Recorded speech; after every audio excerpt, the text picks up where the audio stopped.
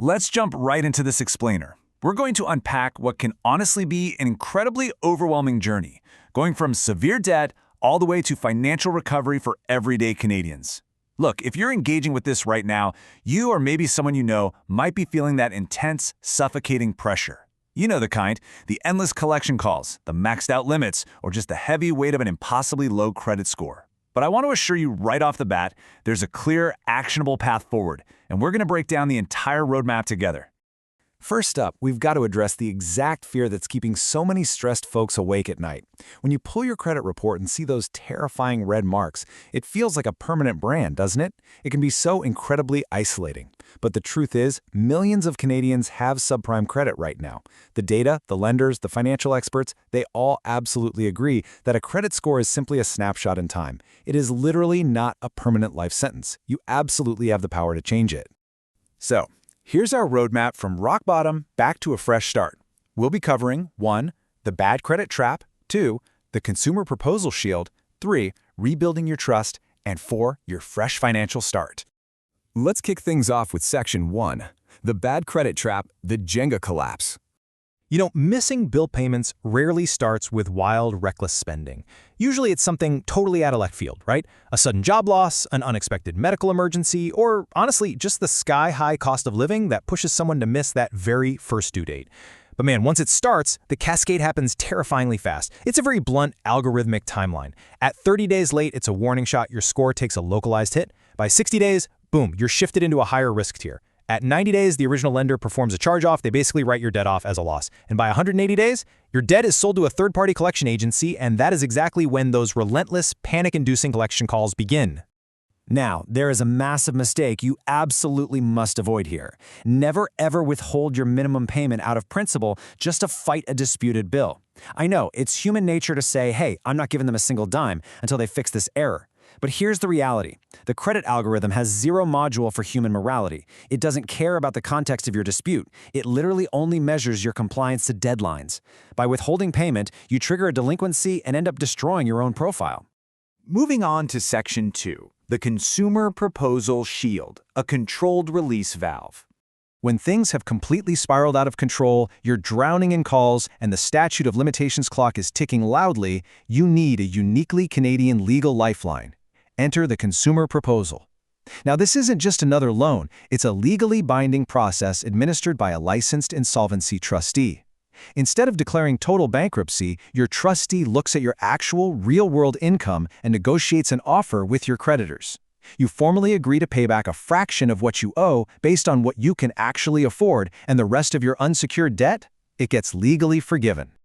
Think of a consumer proposal like a pressure cooker release valve. The literal second it's filed, it creates this absolute legal shield that immediately stops wage garnishments and creditor harassment dead in their tracks. Unlike the total liquidation and complete surrender of assets you'd see in a bankruptcy, a consumer proposal lets you keep your car, keep your house, while just making a single monthly payment over 1 to 5 years. Now, you might be wondering, why do banks vote yes to accept pennies on the dollar? Well, it's pure risk modeling. Their algorithms dictate that getting something over 5 years is statistically way better than getting absolute zero in a bankruptcy. Okay, let's demystify the infamous R7 rating that's going to sit on your credit report for 3 years after you complete your proposal. Yes, it's a heavy mark, but we really need to frame it correctly. It is not a punishment. It's a strategic trade-off.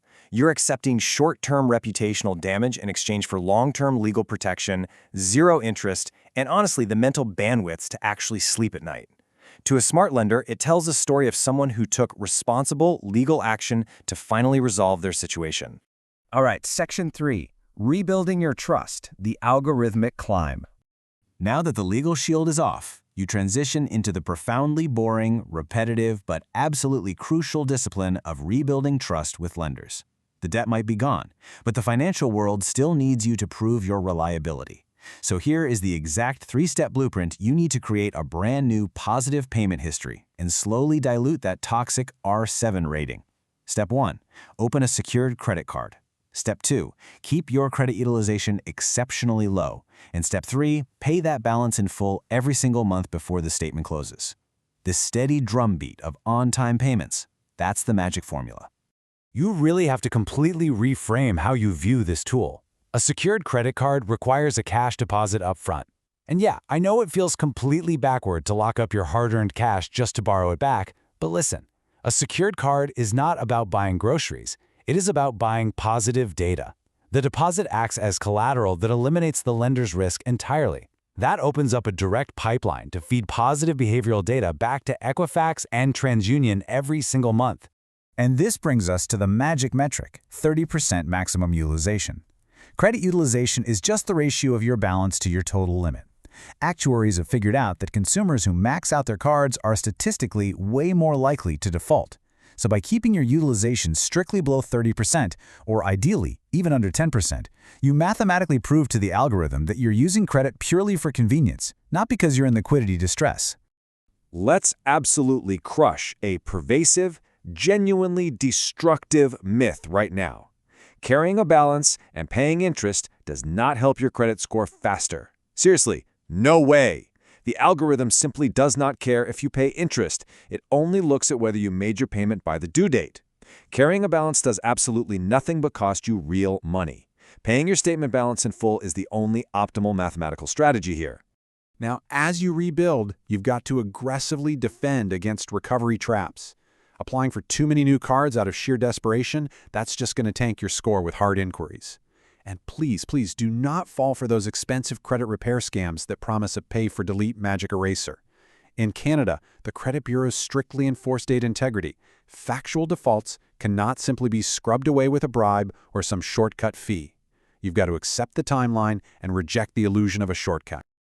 Which brings us to Section 4, your fresh financial start, reaching major milestones.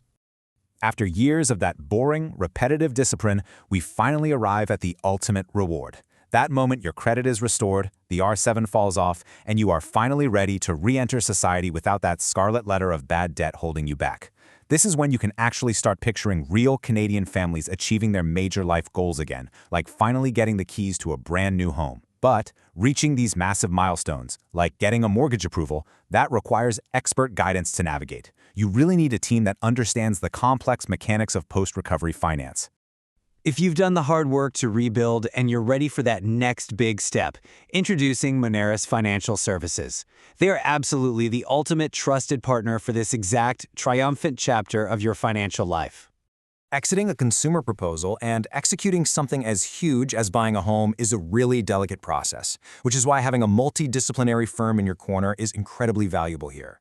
The Moneris Advantage offers exceptional value because their experienced team actually includes licensed mortgage and real estate brokers who provide comprehensive guidance throughout the entire transaction. Plus, their CEO, Mansoor, is a qualified life insurance broker. So what does this mean for you? It means you can access expert advice across multiple financial disciplines, from mortgages all the way to life insurance, all from a single trusted source. No more headaches of having to shop around. So, if you're ready to confidently plan your next major financial milestone, here are the exact contact details you need. You can reach out directly to Mansoor and the team at Moneris Financial Services. Call them on their cell at 778-898-3202. You can also email Mansoor directly at mansoor@moneris.com, or just go ahead and visit their website at moneris.com. As we wrap up this explainer, I really want to leave you with this vital quote. The mechanics of credit matter, but your mindset matters even more. You really have to forgive your past money mistakes. If you slip up on a budget, don't let shame derail your progress. Focus entirely on your behavioral inputs, like paying that secured card in full every single month, rather than obsessing over the daily fluctuations of your 3-digit credit score. Celebrate those small wins, because they will radically transform your confidence. I'll leave you with this provocative final thought to chew on today.